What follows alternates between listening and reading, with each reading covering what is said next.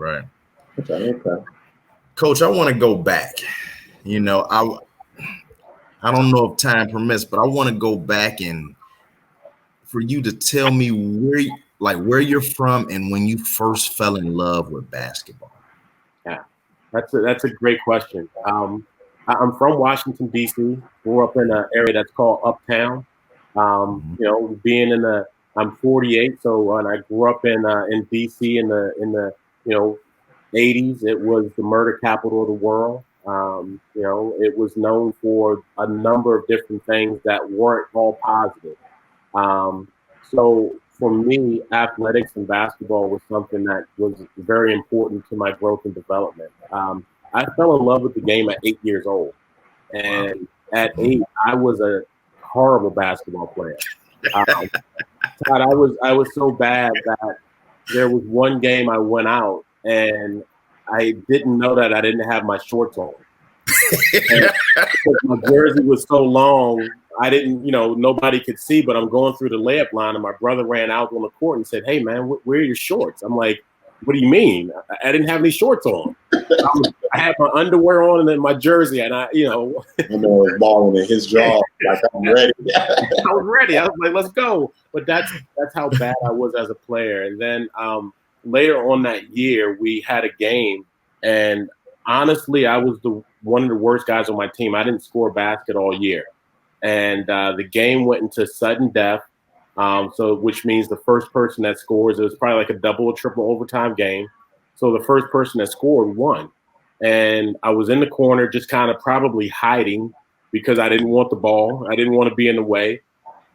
Somebody threw me a pass, and I literally knocked down probably like a 19-footer for the win. But I had my eyes closed when I shot the ball. I did not know what I was doing, and it luckily went in.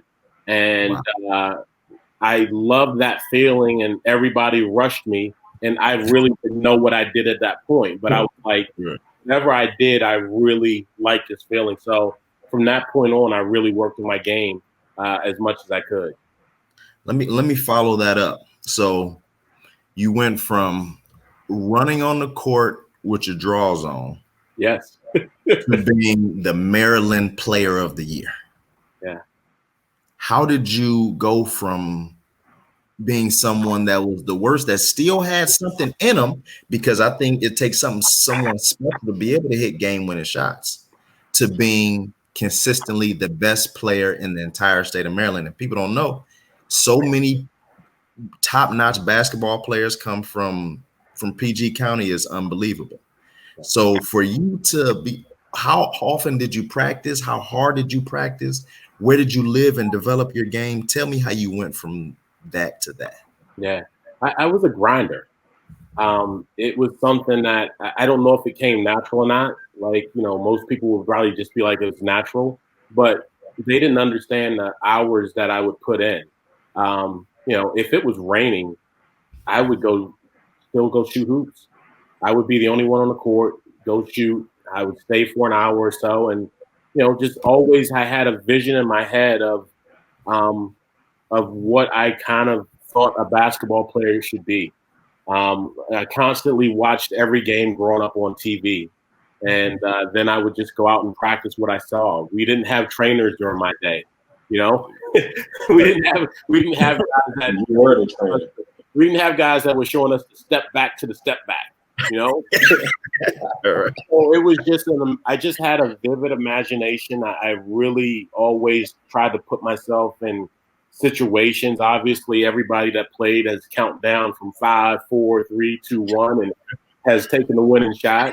I was that kid, a little bit of a nerd in that way. And honestly, fellas, for me, the basketball court saved my life, because the other alternative was the streets. So it was like, let me take a deep dive into this game, and because it was better than the other alternative. And in return, I think all the older guys in the neighborhood, respected what I was trying to accomplish and what I was trying to do, and they always looked out. So if they were going to a playground, they'd be like, "Hey, go get Youngin, let's go get Youngin."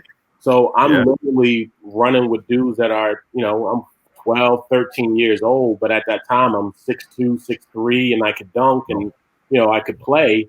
At that time. So they would be like, go get the youngin'.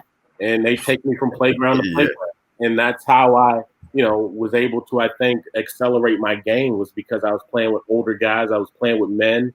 We were going to playgrounds where there were 30 people at the playground. So if you lose, you either had to wait, a couple of hours, or you had to go to another playground, or you were just so good that people that be like, oh, I got next, that saved the spot for somebody that can help them win and stay on the court.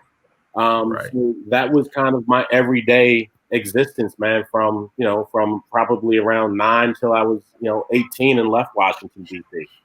Yes.